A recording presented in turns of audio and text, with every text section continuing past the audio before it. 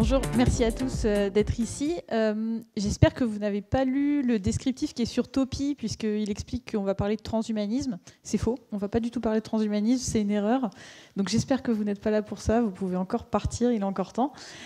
On va plutôt parler de machines qui remplacent les humains, mais pas du tout dans le même sens. Moi, je vais vous parler d'intégration continue sur mobile avec comme but ultime de publier une application mobile, iOS ou Android, en un seul clic. Rapidement, je vais vous raconter qui je suis, je vais aller vite. Je vais vous expliquer aussi comment est-ce qu'on fait pour automatiser la livraison d'applications mobiles. Il y a pas mal d'étapes et je finirai par un retour d'expérience puisque ça fait 2 ans que je fais ça et ça a été assez riche d'enseignements et je voulais partager ces enseignements-là avec vous. Donc très rapidement, c'est très décalé, mais bon, le bas n'est pas forcément le plus intéressant. Moi, je suis Product Manager chez Faber Novel Technologies. J'ai fait des études d'ingénieur avec une spécialisation en management de l'innovation, donc c'est-à-dire la gestion des projets innovants et un petit peu de design. Je ne suis pas développeuse, même si j'ai une appétence pour le code. Et j'ai travaillé sur pas mal d'applications mobiles, donc à la fois avec le groupe Volkswagen, avec LIS, avec Biomérieux, avec les Grands Moulins de Paris, voilà, avec plein de très très beaux projets. Et je fais ça au sein de... Je fais ça au sein de Faber Novel Technologies. Donc Faber Novel Technologies, très rapidement, on est installé à Paris, à Lyon et à Nantes. On a 2 expertises, les produits mobiles et les plateformes numériques. De plus en plus, on fait un petit peu d'intelligence artificielle et de chatbot, mais ça reste voilà, des choses assez récentes. Donc, je ne sais pas si on peut faire quelque chose pour ce décalage de slide là. Bon, on va essayer. Alors, je vous disais, moi, je suis product manager, c'est-à-dire que au sein de Faber Novel Technologies, on conçoit et on développe des applications mobiles. Donc, pour smartphone, iOS et Android en natif. Est-ce qu'il y a des gens qui font ça aussi, qui développent des applications natives? Ouais, pas mal. Ok. Et en fait, nous, dans notre organisation, donc on développe pour des clients et en fait, oulala, mes slides partent tout seuls. Voilà, attendez-moi, s'il vous plaît. Voilà, donc je vous disais, moi je suis... Dis donc, c'est pas mon jour. Voilà. Donc moi, ça fait 5 ans que je fais ça, ça fait 5 ans que je mets en production des applications mobiles. Et en fait, quand j'ai commencé, en fait, on m'a expliqué que c'était assez simple. Non, c'est vraiment pas... Donc, en fait, publier une application mobile, c'est quoi? C'est compiler le code. Donc, je ne sais pas si vous faites la différence, mais les applications mobiles, c'est vraiment du code compilé. On est obligé de prendre le code, de le passer dans une moulinette pour obtenir vraiment l'application telle qu'elle va être distribuée sur les téléphones. On la signe. Ce que j'appelle signer, c'est-à-dire apposer une signature numérique qui vérifie que c'est bien vous, l'auteur du code, et que vous êtes légitime à le pousser sur l'App Store ou sur le Play Store. On upload tout ça sur l'App Store, et voilà. En plus, c'est assez génial. Là, je vous donne l'exemple d'iOS. C'est à peu près la même chose pour Android. Mais iOS, Apple propose des choses pour faire ça. Il propose Xcode, qui est un logiciel qui permet de compiler et de signer, et iTunes Connect, qui permet de pousser sur le store. Génial. 3 étapes, on est content. Donc en fait, on se met à faire ça le vendredi à 16h. Et c'est là que les choses se compliquent. Parce qu'en fait, avant de compiler le code, vous allez récupérer la dernière version du code. Ça ne vous prend pas très longtemps, mais ça prend un petit peu de temps. Vous allez préparer votre workspace. Donc, c'est-à-dire installer les dépendances, cleaner un petit peu, ça prend du temps. Vous compilez, vous signez, vous archivez le code, c'est-à-dire vous le packagez bien comme il faut. Vous le re-signez, c'est une obligation d'Apple et d'Android. Vous l'uploadez sur le store et vous allez mettre à jour les métadonnées. Donc, c'est-à-dire vos release notes, les screenshots, etc. Ça prend du temps. Vous allez soumettre à vérification. C'est la fameuse approbation que vous connaissez sans doute de la part d'Apple, où vous deviez mettre l'application, attendre parfois 2 semaines que Apple vous la vérifie. Ça a considérablement baissé. Aujourd'hui, en 24-48 heures, c'est vérifié. Et là, vous êtes bon. Puis j'ai oublié des trucs. Parce qu'en fait, potentiellement, vous avez du texte en plusieurs langues dans votre application. Vous allez le mettre à jour. Vous allez augmenter le numéro de version. Vous allez refaire tout ce que je vous ai dit, le compiler, le signer, etc. Vous allez peut-être faire un backup, parce que vous avez besoin de savoir exactement quelle est la version que vous avez poussée en production. Vous allez vous occuper des fichiers de symbolisation.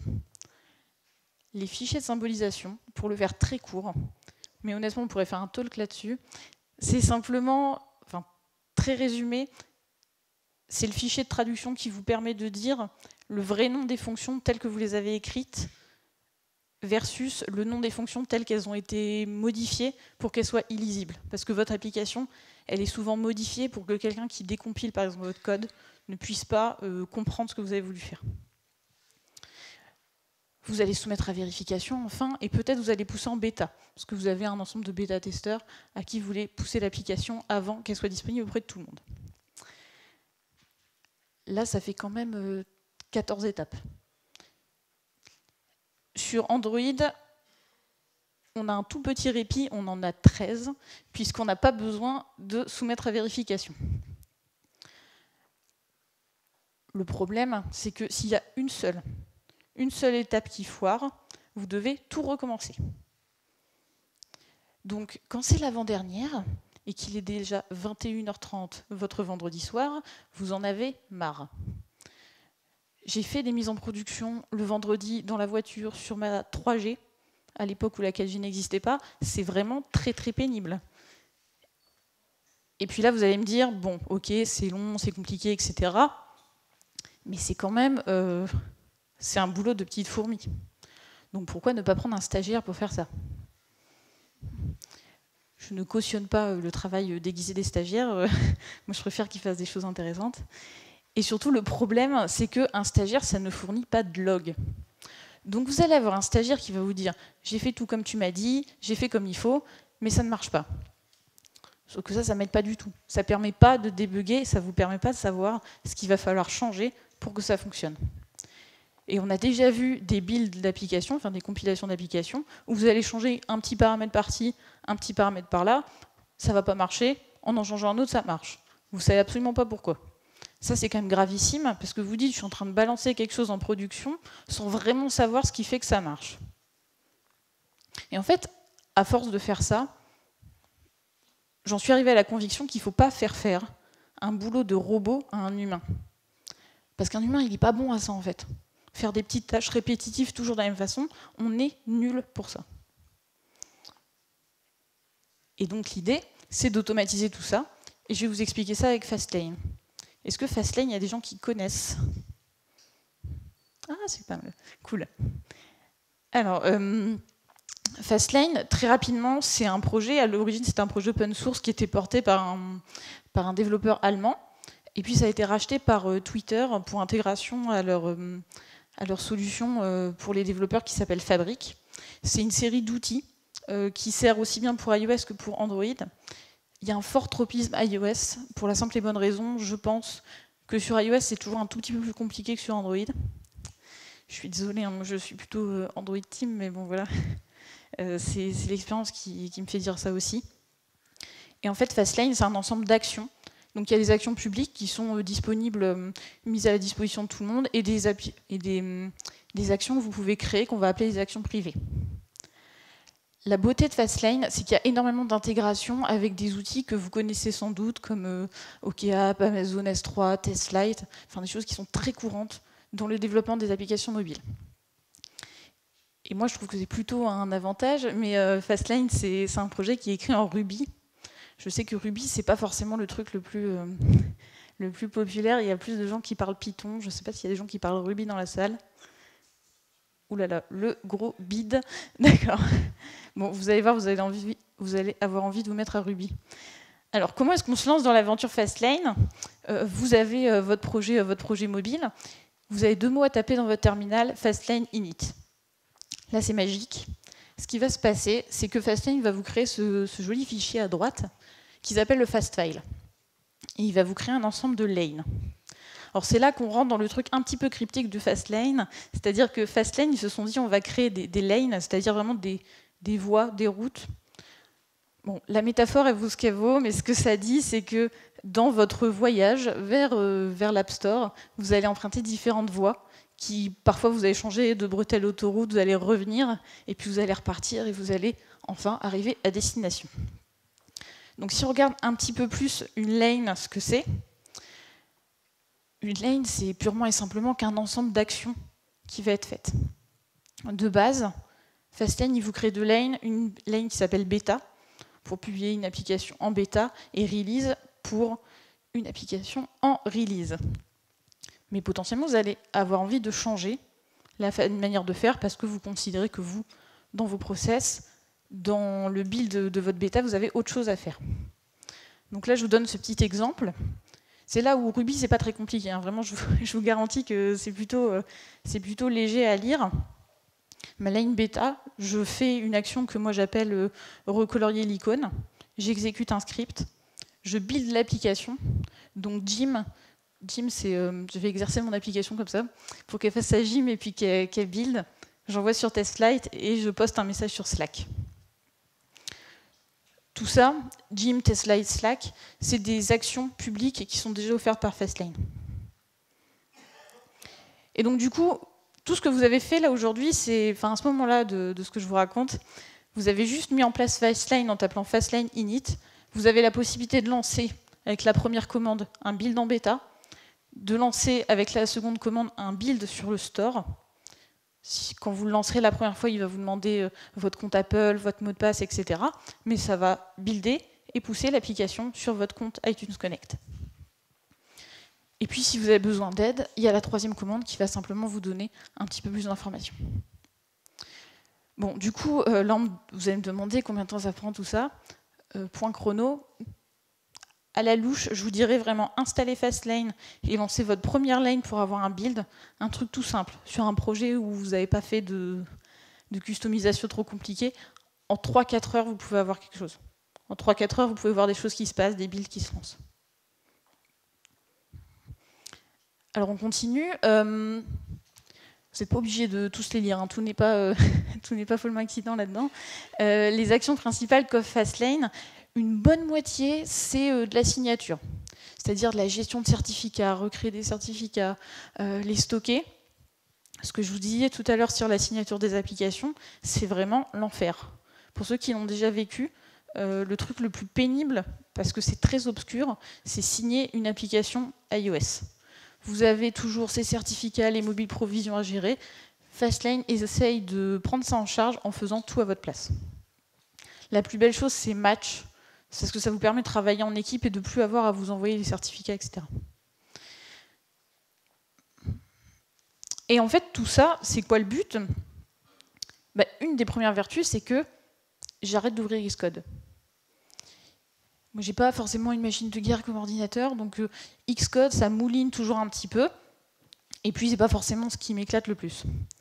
Mais avec cette commande-là, pas besoin d'ouvrir Xcode, et je peux avoir tous les builds de l'application iOS que je veux. Donc si on décortique, ça c'est pas un truc de base de Fastlane. J'ai écrit 2-3 petits trucs pour pouvoir avoir cette commande-là, mais ce que fait cette commande, c'est qu'en fait je lui dis ce que je veux. Nous, dans les lanes qu'on a créées, parce qu'on a des process un peu compliqués étant une agence qui développons pour quelqu'un d'autre, on peut vouloir pousser sur le store, pousser en bêta. Ce qu'on appelle in-house, c'est faire une application qu'on va envoyer au client, mais qui pourra installer sur n'importe quel téléphone, ou simplement une application de dev, un truc pour nous en interne. On va pouvoir dire dans quel environnement on veut compiler l'application. Les environnements, vous pouvez en avoir plein. Selon que vous êtes en test avec des jeux de données de test, si vous êtes en pré-prod, en intégration, selon qui va tester, est-ce que c'est votre équipe QA, est-ce que c'est la version de prod. Et enfin, ce qu'on va appeler la target. Je ne sais pas si c'est un truc qui vous parle. La target, c'est un terme plutôt très iOS, qui est, si vous voulez, votre application, vous pouvez en avoir plusieurs variantes. Là, l'exemple que je donne, c'est l'application de MyCanal, donc l'application qui vous permet sur iPad de lire, sur iPad et iPhone, de regarder Canal+, et toutes les chaînes du groupe Canal.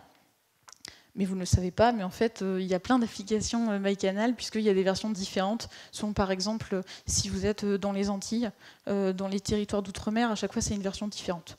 Donc ça, vous ne le voyez pas, mais il y a différentes variantes des applications. Et vous pouvez avoir, par exemple, la chose si... moi, je travaille beaucoup avec le groupe Keolis. Ils opèrent des réseaux de transport partout en France.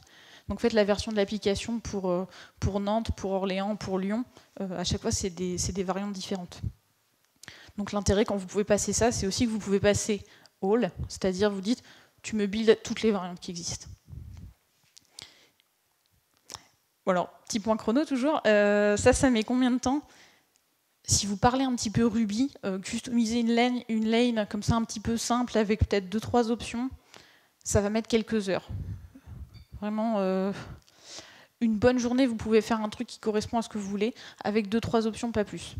Après, c'est des choses qui se construisent aussi dans la durée. Vous allez avoir besoin de faire des tests, de voir ce qui marche pas, et aussi de vous adapter aux différentes personnes qui vont l'utiliser. Le truc bien aussi, c'est qu'on peut arrêter les captures d'écran. Parce que les captures d'écran, concrètement, c'est pas très intéressant à faire, et pourtant, c'est souvent nécessaire quand vous publiez votre application, vous devez mettre un certain nombre de captures d'écran pour bien vendre votre application.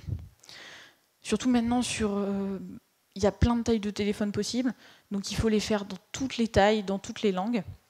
Et en fait, ça, on peut arrêter de le faire. Avec une action qui s'appelle Snapshot. Et Snapshot, ça a une configuration qui est simplissime, c'est celle-ci. Vous dites les iPhones sur lesquels vous voulez prendre vos captures d'écran et les langues dans lesquelles vous voulez les faire. Vous lancez Fastlane Snapshot, et c'est là que la magie arrive. Ça vous permet de faire ça. Là, j'ai même lancé la deuxième commande, qui est la commande Frame-It. Ce que ça fait, c'est que ça prend même mes captures d'écran et ça les incruste dans un téléphone comme celui-ci. Ces captures d'écran, là, à droite, je n'ai pas ouvert un simulateur, ni même Photoshop. C'est Fastlane qui a tout fait. Je ne vais pas vous mentir, ça nécessite un tout petit peu de boulot dans le code, parce que vous allez avoir besoin d'écrire dans le code où est-ce que vous voulez faire exactement vos captures d'écran. Donc, si vous n'êtes pas familier avec iOS, vous allez peut-être avoir besoin de votre développeur pour faire ça. Mais en tout et pour tout, vous allez le faire une fois, et après vous lancez la commande et ça vous fait les captures d'écran, mais pour tous les téléphones que vous voulez, dans toutes les langues que vous voulez, et à chaque release. Point chrono, toujours. Si vous voulez faire, je vais dire, 3-4 captures d'écran assez simples, l'écrire dans le code, si c'est une appli pas trop compliquée, avec pas de connexion hyper galère, vous allez peut-être mettre 2 heures pour placer 3-4 captures d'écran, et après, configurer Snapshot, ça vous prend quelques heures aussi. Et en fait, le rêve, c'est que là, je vous ai un peu bombardé des commandes à passer dans le terminal, mais le terminal, c'est pas forcément un truc avec lequel tout le monde est à l'aise.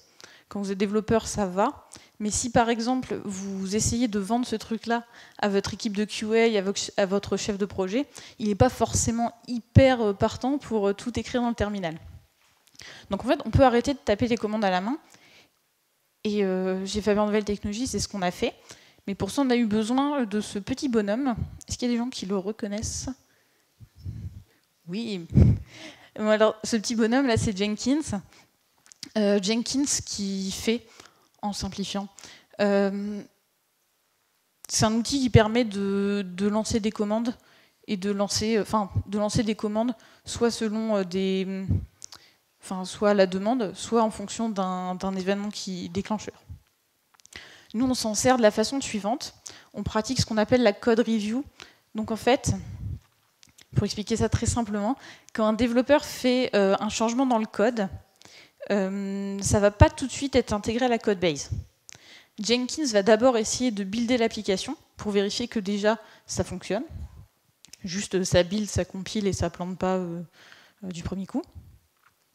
Et un second développeur va lire le code et va approuver en disant « moi ça me va, ça peut être intégré à la code base ». Donc en fait, à chaque fois qu'il y a une demande de modification de la code base, Jenkins va lancer une compilation du code pour vérifier. À chaque fois que, par exemple, moi, chef de projet, je vais demander à faire un build de l'application, c'est Jenkins qui va s'en charger. Et pour ça, il va lancer une commande Fastlane.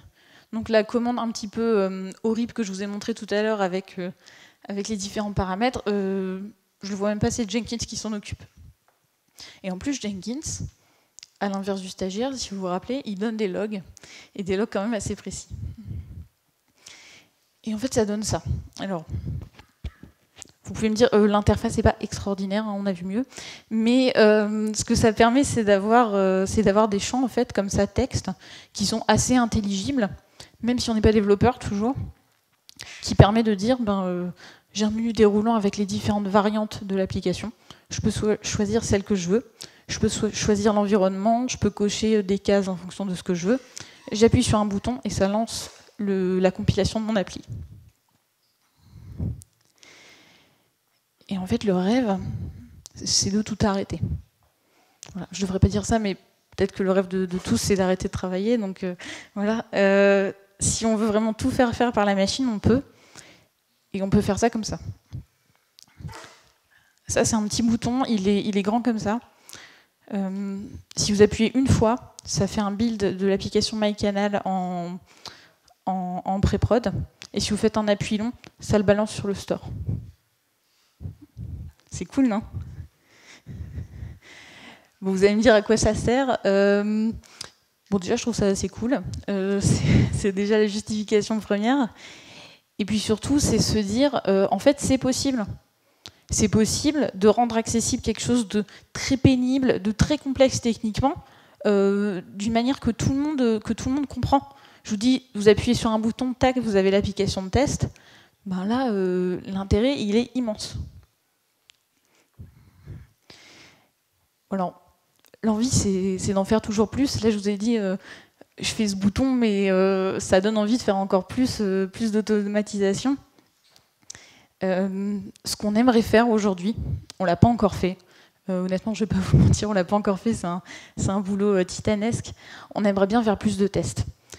Parce que le travail pénible, c'est compiler des applications, mais l'autre travail pénible, c'est tester des applications. Surtout qu'il faut, si on veut vraiment bien tester toujours la même chose, tout le temps. Donc si c'est une machine qui peut le faire, tant mieux. Donc les tests, il y a des tests unitaires qui sont vraiment plutôt bas niveau, il y a des tests d'UI, vérifier que les boutons ils se baladent pas n'importe où, et des tests end-to-end. Alors ça c'est le rêve, c'est vous dire, est-ce que mon application, je suis capable de faire le parcours complet sans qu'un humain n'ait vérifié, et d'avoir la certitude que tout s'est bien passé de bout en bout. Et en fait, on aimerait bien adapter ces tests-là. Moi, je vous parlais tout à l'heure de code review, etc. Vous n'avez pas toujours les mêmes besoins.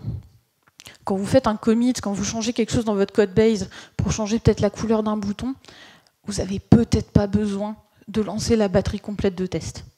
Par contre, quand vous rapatriez sur la branche principale de votre repo une grosse fonctionnalité, là peut-être que vous allez avoir envie de faire toute la batterie de tests et d'être sûr que tout fonctionne bien. Donc voilà, c'est aussi ces différents niveaux de tests qu'on aimerait intégrer à notre process. Et puis surtout, on aimerait bien améliorer les interfaces, parce que je vous montrais tout à l'heure celle de Jenkins, c'est quand même pas folichon. Ça nécessite aussi d'expliquer des concepts un petit peu tricky. Si je l'explique à quelqu'un qui n'est pas développeur, la notion de branche Git, d'environnement, etc., ça reste quand même assez obscur. Il y a des situations dans lesquelles vous avez besoin de l'appli. Voilà. C'est ce qu'on me dit, j'ai besoin de l'appli. Mais en fait, vous avez besoin de quoi? Vous avez besoin de tester quoi? À quelle fin? Pour qui? Et en fait, c'est tout ça qu'il faudrait qu'on arrive à rendre de manière beaucoup plus intelligible par quelqu'un qui n'est pas développeur. Et puis le rêve, c'est aussi d'augmenter la fréquence, en fait. Je vous le disais, les applications, ça se compile. C'est vraiment le truc... j'entends de plus en plus que, enfin, ça fait des années que je l'entends, mais que les applications mobiles, c'est nul parce que ça nécessite d'être compilé, comparé au web, qui est accessible tout le temps. C'est un peu vrai. C'est pas immédiat quand vous faites une modification sur votre appli, vous le voyez pas tout de suite dans vos mains. Mais en fait, plus vous allez être capable d'automatiser la compilation et la mise en production, vous allez pouvoir passer au-delà de cette étape-là. C'est pas magique, hein, mais bon, on en rêve. Et enfin, je voulais, sur un niveau un petit peu plus humain, là j'ai parlé beaucoup machine, comment ça s'est passé? Comment ça s'est passé en vrai? Chez nous, quand on l'a mis en place, ça fait 2 ans qu'on s'est lancé dans ce chantier-là. C'est quand même un chantier un peu compliqué. C'est quand même vécu comme un calvaire, parce que quand vous devez taper des lignes de commande, quand vous devez comprendre tous ces concepts-là, vous dire qu'est-ce que je paramètre, etc., c'est quand même très très pénible. Néanmoins, une fois que votre projet est configuré, il est prêt à utiliser toute cette intégration continue, le bénéfice, il est réel. Il n'y a personne, vraiment personne dans mon équipe qui a configuré un projet et qui a abandonné. Parce qu'une fois que c'est configuré, le plus dur est fait, et c'est que du bonheur, c'est que du temps gagné. Et puis surtout, je vais peut-être vous surprendre en disant ça, mais ce n'est pas du tout les développeurs qui l'ont poussé chez nous. Les développeurs, jusqu'à il y a peut-être 1 an, ils ne savaient pas comment ça fonctionnait et ils s'en moquaient. C'était pas du tout leur boulot, ça les intéressait pas. Chez nous, c'est les chefs de projet qui font les livraisons. Et en fait, c'est les chefs de projet qui ont craqué. Hein. Parce que MyCanal, ça met plus de 30-40 minutes à builder. Je vous disais qu'il y a 10 variantes. Quand vous êtes trompé et qu'il faut recommencer, maintenant il y a une appli TV, il y a une appli... il y a plein de versions. Il y en a marre, quoi. Quand vous devez en builder 10, que ça prend des heures, ça motive. Hein. Franchement, ça motive. Et puis, aujourd'hui, c'est pas accessible à tout le monde, hein, quand même, notre gros machin. On est 25 développeurs, on a une dizaine de chefs de projet. Donc, pour en fait builder tout ça, tous les commits qu'on fait toute la journée, toutes les applications, on a quand même 17 serveurs qui chauffent une salle. Voilà. C'est pas très éco-friendly, désolé, mais ça représente plus de 3000 builds par jour. Donc pas que des builds vers le store, c'est aussi des builds de vérification avant la code review. Donc si vous voulez vraiment tout automatiser, ça nécessite quand même d'avoir une infrastructure plutôt robuste. Donc en conclusion, si vous vous posez encore la question, est-ce que je dois le faire? Oui, faites-le. Si vous êtes tout seul, un développeur tout seul ou une toute petite équipe, ça peut vous sembler vraiment overkill. Néanmoins, vous pouvez vous baser sur vraiment l'implémentation la plus simple de Fastlane, celle de base, et vous allez vous épargner la base besogne. Quand vous êtes tout seul sur un projet, vous n'avez pas le temps à passer sur ces trucs-là. C'est inintéressant. Et puis en plus, si ça peut vous aider à faire plus d'applications de test et à tester plus souvent, c'est gagné. C'est vraiment hyper important. Et puis c'est moins de stress lors de la mise en prod. Quand on est tout seul, on met en prod, on met pas en prod toutes les semaines. Hein. On met peut-être en prod tous les 3 ou les 6 mois. Vous le faites une fois, vous le faites pas si souvent. Si vous êtes sûr que la machine, elle l'a fait exactement de la même façon que la dernière fois, c'est quand même beaucoup plus tranquillisant. Et puis si vous êtes une très très grosse équipe, ou moyenne, hein, mais si vous êtes une équipe avec vos spécificités, vos envies, vos lubies, votre truc que vous faites pas comme tout le monde, vous pouvez aussi l'adapter. Vous pouvez créer plein de choses. Voilà, je vous remercie.